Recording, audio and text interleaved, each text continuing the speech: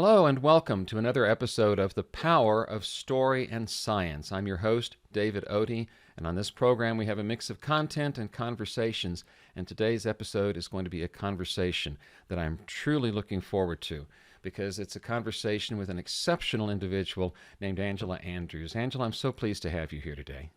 Thank you. It's my pleasure to be here. Angela is I guess, would it be accurate to say a data scientist Yep, at correct. Johnson and Johnson, hmm and also she would be one of the first to tell you that she has autism, and she is an advocate for people with autism. And we've had a preliminary conversation about how that informs her work as a data scientist and her work as a leader in her organization. And so, Angela, I'd like to invite you to just take it from there and perhaps start off with um, a bit of backstory. Maybe even a definition of what we should say autism is for purposes of this discussion. Sure. I'll start there because it's kind of important to get out there right away. So autism is typically defined as differences in speech, communication, social skills, as well as problems with sensory.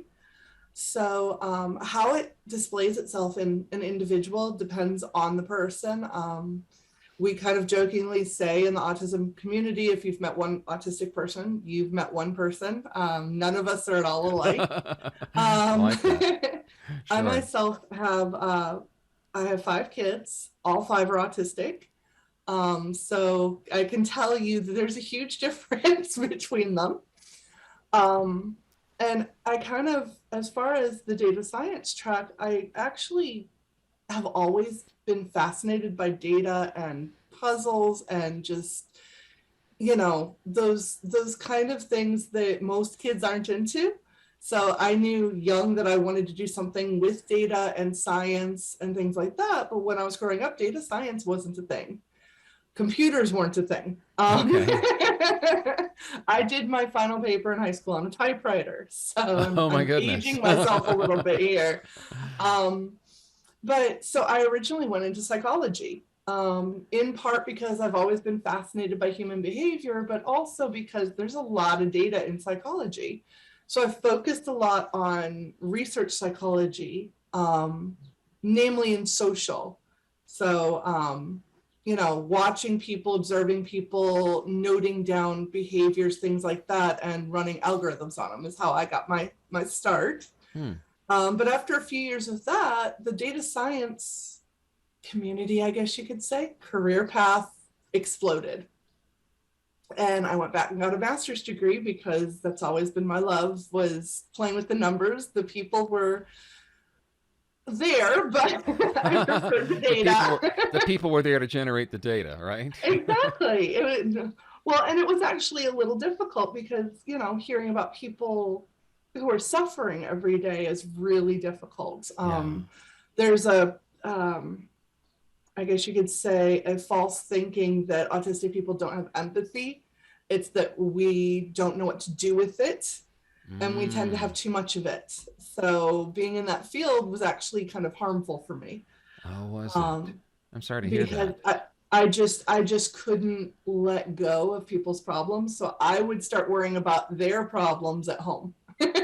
Not the best way to go. Right, Um, right. So they were generating the data, but you saw well beyond the data. You saw the yeah, people as and well. and I actually tried a few different fields. I got out of therapy because I thought, well, maybe if I'm not working with the same people for months and years, this wouldn't happen because I Mm-hmm. wouldn't form a rapport with them. Well, I went into child abuse investigation because that was a smart idea. Oh, there's something that you don't take home with you, right? No, not at all. Um, Actually, I went in with the mindset of changing it. I wasn't living in, I'm currently in New Jersey. I was living in the Midwest at the time. And first of all, there were way too few investigators. So things just didn't get taken care of Mm, because you can only be in one place at a time. right. And a lot of families, the decision on whether or not to split up a family was personal opinion of the investigator. that always bothered me. I've always been very data driven. I can't buy I a can see car that. without spreadsheets. Okay. You know what I mean? Like Yep. there's data involved in everything I do. And I went into it with the thought that I could bring some qualitative and quantitative testing and things like that to bring some actual data into the decisions. They did adopt it. Unfortunately, that job did not end because I wanted to stop working there. They found out I was autistic and it was decided I was dangerous with children. Dangerous with children. Oh Yes, my after goodness, that several years of working in that field, just that was because you it. had a diagnosis, they thought you Yeah. might be a danger to children. That must have hurt. Yes, it did. And make it worse, they told me on my birthday. Oh, So like really, you couldn't have waited one day.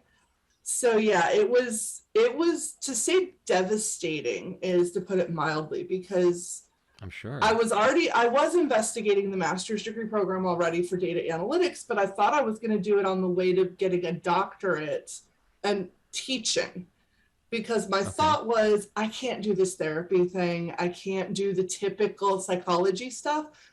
I need a career with it. So the best thing I could do is maybe get into a research university and do a lot of research and data, get my data love taken care of, you know. Yeah. But so that was one of those, it looked bad, but it was for the best because it Okay. made me focus fully on data science and just as it was blossoming. Oh. And I really got to get in on the ground floor. And it was in my first semester in my master's program that I realized this was what I'd been looking for. You know, I wasn't going to have people scream at me, throw things, bite me. I've been bitten. I was Oh. bitten at work. I've had a pizza Mm. thrown at me. So, Pizza thrown at you. Oh my goodness. yes. But I will tell you that those experiences are why I feel like I do well in data science, I do well in data analytics and things like that, is because the degree that I had initially was very focused on verbal communication. Mm-hmm. When I was younger, I was told I was an excellent writer. Like I always loved to write. I love to write nonfiction or fiction, poetry, just constantly writing things. Um, and making my own little spreadsheet lists on paper before there were computers. I didn't know that's what I Okay. was doing, but that's what I was doing. All right. Um, Indexing your but writings. yeah, I could communicate that way, but not verbally very well. I see. I'm very easily distracted. It's part of my autism, and I get very socially awkward. So as a child, I would just say the dumbest stuff, just to talk, just to have someone, you know, listen to me, Mm. because I was very badly bullied and badly treated as a child. Oh. So you know, it was kind of as a anxiety desperation response. But getting the training I did in psychology helped me with that. It also helped me understand people because I don't read people well. So Ah. So social so psychology that is actually a helped me. characteristic then. But yeah, it's a very common issue that autistic people deal with, is that it could be that you can't read voice tone, it could be you can't read facial expressions, it could be body language, it could be all of them. For me, it's faces. I'm not good, and it goes into I can't remember faces. I remember voices, but I'm Okay. almost face blind. Like I have to see you multiple times before I will recognize you in public. Okay. Um, which is really uncomfortable when you're trying to make friends with people and they get offended because you don't Don't recognize them. recognize them. Yeah. No matter how many That times you would be a explain social it, people problem. don't.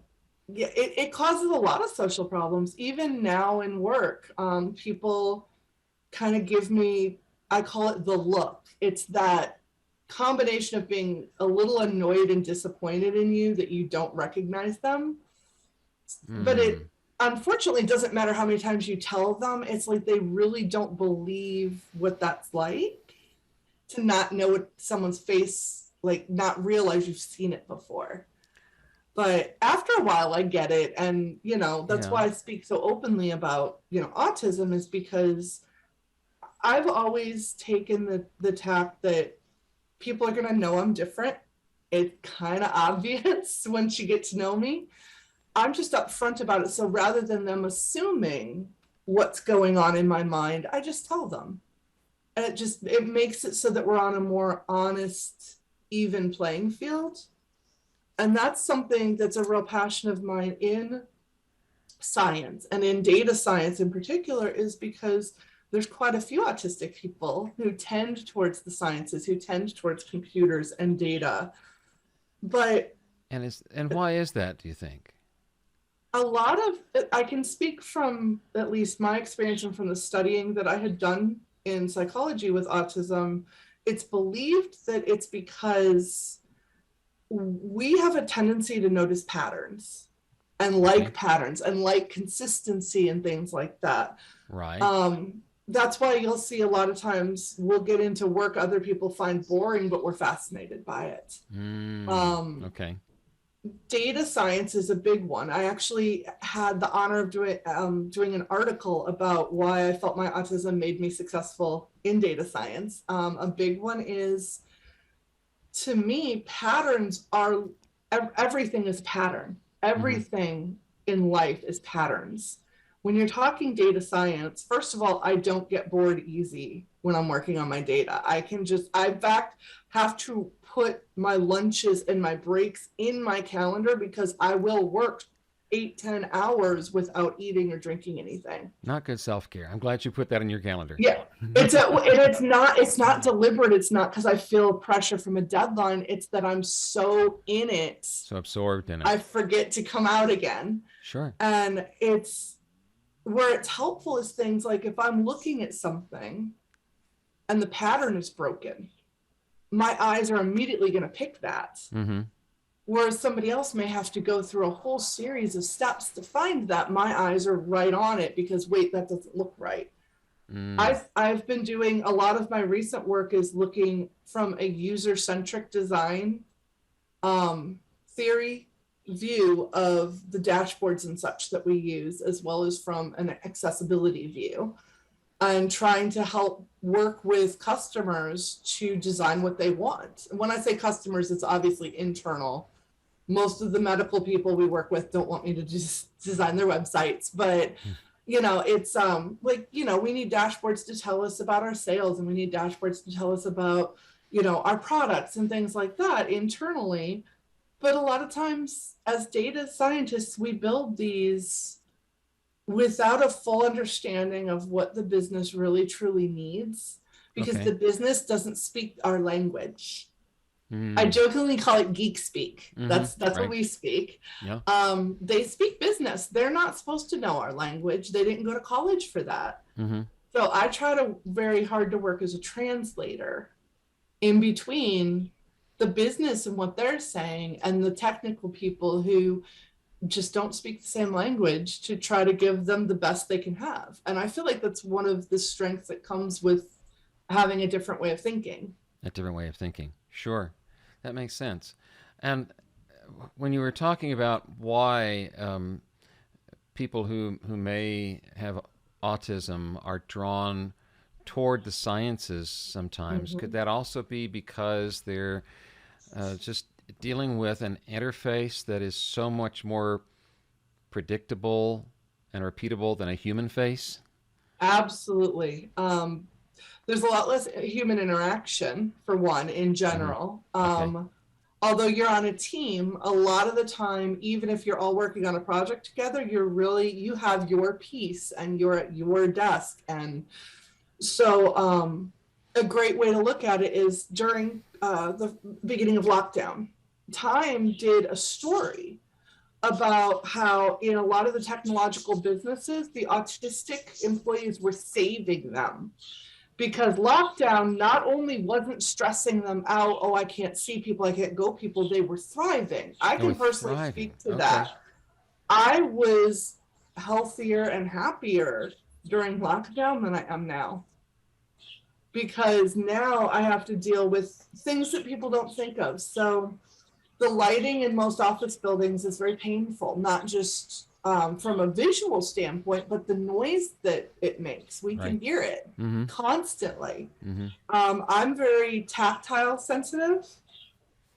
So getting dressed in the morning, I can lay out an outfit all day long, but if it doesn't feel good, if it hurts me, that shirt may have felt great yesterday, but today I can't tolerate it.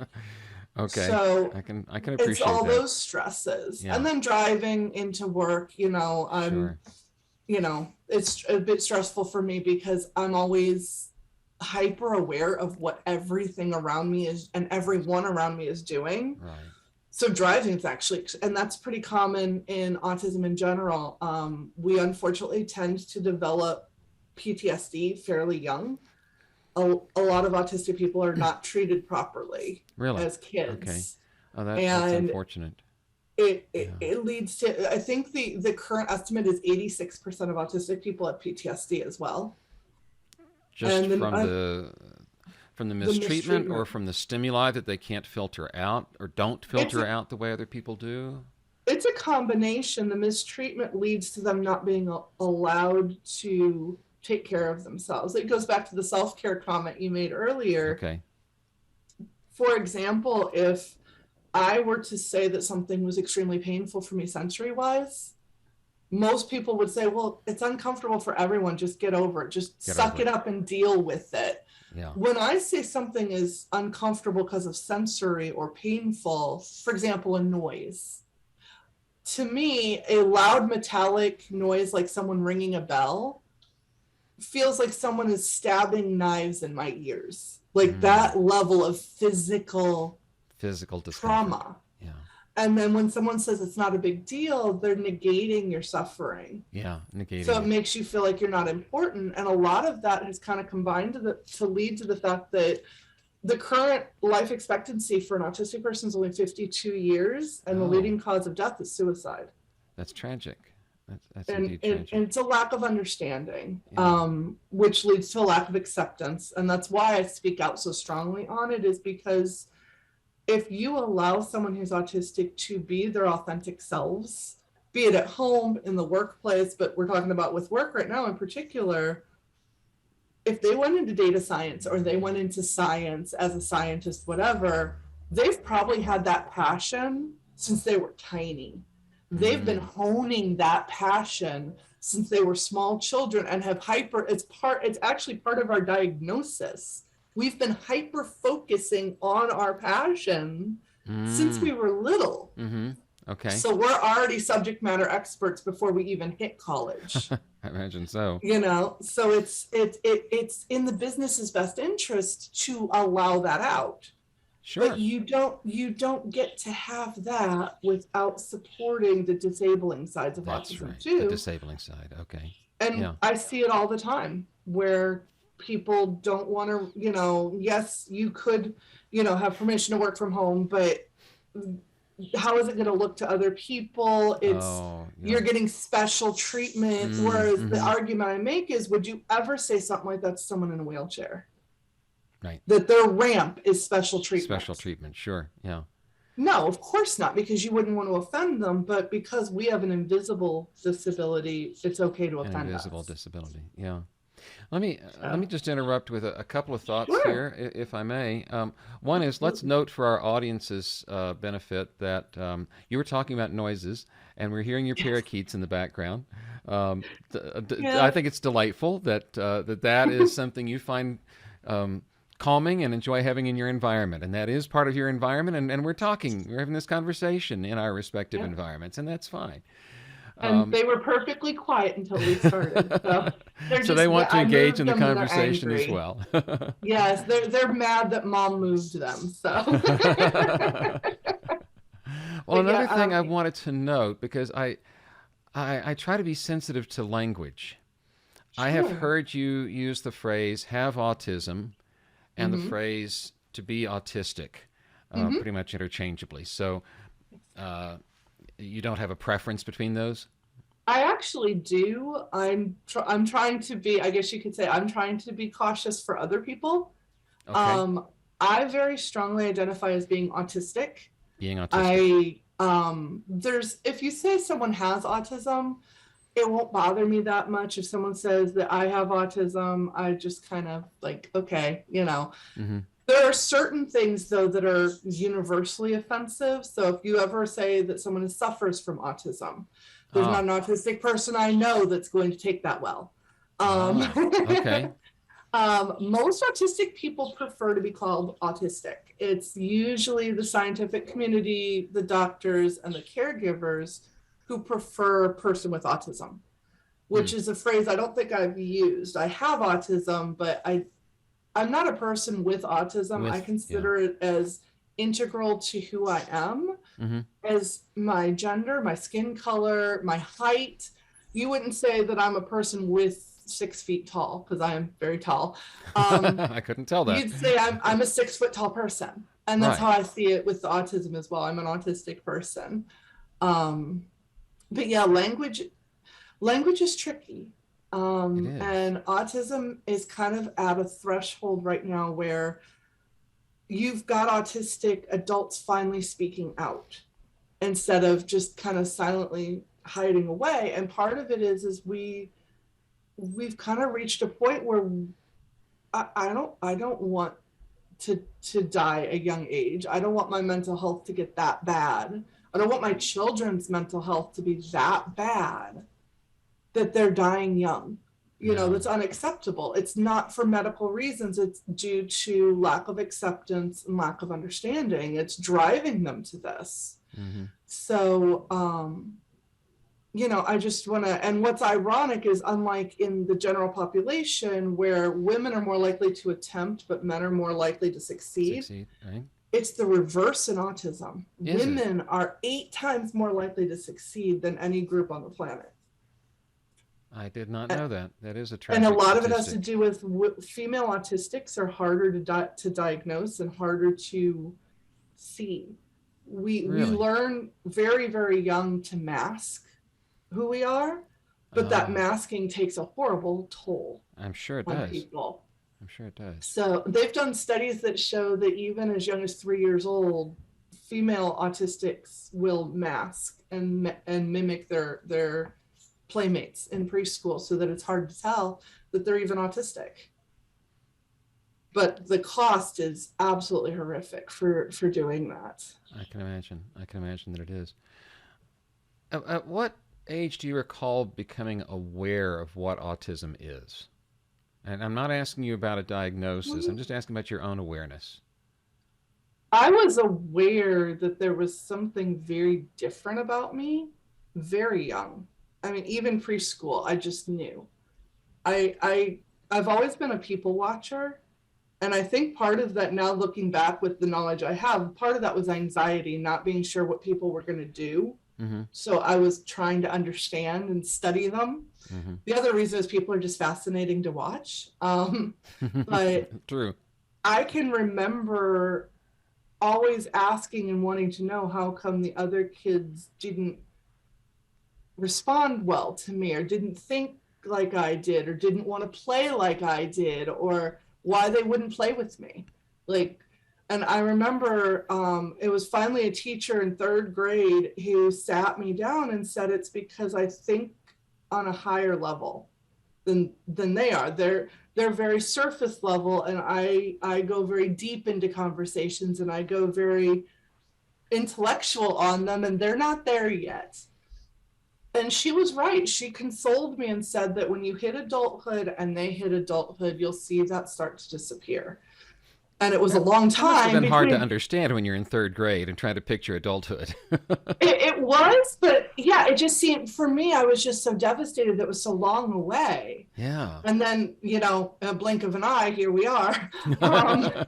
Thank goodness it didn't take as long as I felt it would, but she was absolutely right. Once I hit my late 20s is when there's less of a difference. And recently, and this sounds horrible to say, but in the last 10 years, I've finally started to have friends. Oh. And you would think like, wow, that took that long, but I've had attempts at friendship, a lot of them, but they always get frustrated with my autism and they leave. Oh, I really feel like it makes me feel sad. I feel like that was what happened with my I was divorced, so I think that's what happened there too. Is it was cute when we were dating, but when he was living with me, it wasn't so cute anymore. Wasn't cute. I'm so sorry to hear that. So I appreciate it. Yeah, it was at the time painful, but I wouldn't be where I am if it. I'm one of those people that I look at it and go, okay, that was a horrible time in my life, but I wouldn't be where I am if that hadn't happened. And I think that's such a healthy approach to look backwards and say, I can connect the dots now. Mm-hmm. I wouldn't have been able to connect them before, but looking back now at all that's happened, I can connect the dots. Right. I grew up with a hearing impairment and Okay. often felt somewhat socially isolated because of that, because I would mishear something, and so my response would be inappropriate. Oh, yeah. And so I pretty much was told to keep my mouth shut, and have fortunately overcome that. Because I You talk did now the for a living. opposite. um, Yeah. and I can understand some of that awkwardness and isolation that you were feeling, Hmm. based on my own experience, which was certainly different from yours, but has some parallels there. There's Um, actually a striking parallel in that I was always told to keep my mouth shut too, because they were worried what I would say. really, And I honestly think it's why there, especially when I'm anxious, I overspeak and speak very fast because I okay, don't want some entity, I guess, from my past to come in and make me stop talking and make me disappear make you again. stop talking, make you disappear. Wow, that's a powerful statement. Make you disappear again. As we enter the last few minutes of our time together, Hmm. um, I'd like to ask you this: for my audience of scientists, engineers, STEM professionals, anyone, even financial professionals, anyone who gives technical presentations, and who may share some of your experiences with not feeling comfortable speaking up, Hmm. what I often say, what tips or advice would you give? But I want to ask it a little bit differently. What hope would you give to someone who feels some of the challenges, perhaps even some of the pains that you've experienced as someone uh, with your, I'm going to say, your view of the world and of other people? Well, there's definitely hope in the fact that you've already noticed that there's an issue. And when I say issue, the fact that you feel isolated or feel like you can't speak up or like you're too different, things like that. The fact that you recognize it rather than trying to hide it, that's the hardest step. Once you've taken that step, it gets easier. The next Okay. step is to start trying to speak up just little tiny bits. And it could be on something that you're super passionate about. We all have that thing that we can just go on about, that we feel comfortable talking about. We feel like we're in our place when we're Mm, speaking of mm-hmm. it. And a lot of us were in the sciences or in, computers and technology because that is that safe place for us where we A can safe place. let our hair down and just be Okay. us. And honestly, if you're in the STEM fields and things like that, there are so many who feel the same way you do. When you first start speaking out, people will flood to you. So be prepared for that. If you Okay. honestly say that, one way to put it is maybe you're not autistic, but you think very differently or you have a learning difference, you're neurodiverse. Neurodiverse. Mm-hmm. Neurodiverse. And that's the fact that now it's becoming a thing that people are fighting for rights and fighting for equality and more importantly, equity. You're Now, not alone. why is equity more important than equality? Well, equality would be, and I'll use a mental image for you. So, equality would be we all get to go pick apples from this tree and we all get a ladder, and the ladder's 4 feet tall. That's equality. We all got exactly the same thing. We all started exactly the same place. Now, if you are a 5'10" healthy individual, a 4 foot ladder, you could easily reach whatever apples you want. What if you have a physical disability? What if you're really short? What if you can't see the apples? Mm. So that one person, that situation works fine, but now you have this huge group of people where it doesn't work so well. So in taking the ladder example, let's say he's 5'10", I'm 4'10". I can't reach any apples. But if you gave me a 6-foot ladder, now it's equity. We can both reach the same heights. So it's Reach more the same about heights. rather than level the playing field, which I know we've all heard a million times. Right. We don't want a level playing field. We want an equitable playing field where Equitable. if you're able to be your best self at work because the workplace is set up and designed for you, I can also do the same, in a wheelchair. I can do the same as an autistic person. So equity is making sure that we all have the ability to reach the same heights rather than starting at the same spot. Thank you for that very graphical explanation, very visual, I should say, very visual explanation. I really liked that. And I am so pleased for you to hear that you are in an environment now that seems to be providing you with that equity. Mm-hmm. Yes, it's definitely the best one I've ever worked in. And from talking to other people externally, there's obviously still work to be done. There will always be work to be done. But the fact that they're trying and they're giving support and they're giving us, ways of working with it, it's head and shoulders above other places I've been. I'm glad to hear that for you. So, and my hope is to see it not just be at one company though. Yeah. Well, and as you give more people the confidence to speak up and advocate for anyone who is neurodiverse, I think we can see the benefits of that. So thank you. Thank you for that. And thank you for being part of this conversation. And I would invite you to say how our audience members may follow up with you if they would like to continue the conversation. Well, the easiest way would be with my email, because other methods like LinkedIn, I may forget to check it for months. So, I'm happy to provide my personal email if you'd like. Okay, sure. And what I'll do is I'll put that in the program notes, and on the video program, I'll put it on the screen as well. So what would that be?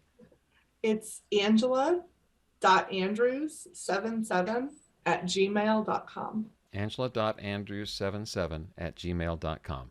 All right, then. And I would encourage anyone who wants to reach out to Angela to mention in the subject line something about the podcast, so she'll have a context for that reach out. Angela, thank you so much for joining us on the show today. It's my pleasure. Thank you so much for having me.